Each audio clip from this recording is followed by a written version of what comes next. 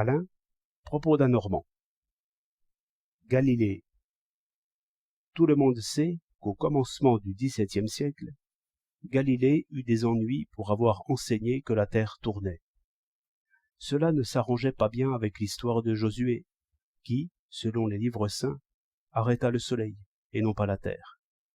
Je renonce à me faire la moindre idée de cet abrutissement ecclésiastique, qui ne permit pas aux juges de concilier la nouvelle manière de dire avec le langage des anciens temps. Nos abbés ont plus de souplesse.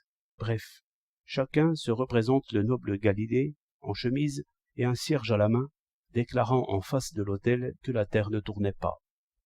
La chose fit du bruit, et Descartes, quelques années plus tard, s'abstint de publier son traité du monde afin d'avoir la paix. Ces choses sont à peine croyables. Comme je réfléchissais là-dessus et comme j'admirais cette liberté de parler et d'écrire que nous avons et que nous n'apprécions pas toujours comme il faudrait, j'en vins à apercevoir l'aventure de Galilée sous un jour nouveau. Et pourtant elle tourne. Voilà ce qu'il disait entre ses dents, après avoir traversé l'épreuve. Cela est passé en proverbe. J'y voyais une réponse de l'esprit à la force. Toutes ces brutes n'empêchaient pas, comme on dit, la terre de tourner. Mais là-dessus, je me suis posé cette question. Qui donc sait que la terre tourne? Est-ce évident? Sommes-nous tous des Galilées? Qui donc, parmi ceux qui répètent que la terre tourne, a seulement observé le mouvement des étoiles? J'ai appris la cosmographie, et je me suis trouvé bachelier bien avant d'avoir remarqué que les étoiles se lèvent et se couchent, et non pas toutes.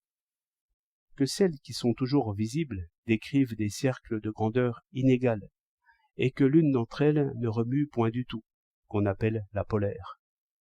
Quand j'ai su ces choses, par science directe, par science réelle, j'étais encore loin de savoir que la Terre tourne. Savais-je seulement, de science directe, que la Terre est ronde? Et quand j'aurais su que la Terre est ronde, quelle raison aurais-je pu donner pour prouver qu'elle tourne? Car c'est là une vue de l'esprit, fondée sur de nombreuses remarques concordantes, et qui introduit une simplicité remarquable dans la reconstruction du système solaire.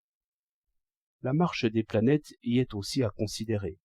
En bref, il faut penser avec force et réunir 1000 connaissances en une, pour savoir réellement que la Terre tourne.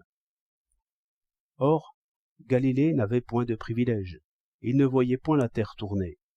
Il arrivait, en pensant à tous les mouvements célestes, à penser que la Terre tournait. Ces certitudes naissent dans la contemplation paisible. Un choc les réduit en miettes. Représentez-vous donc les soucis du noble Galilée.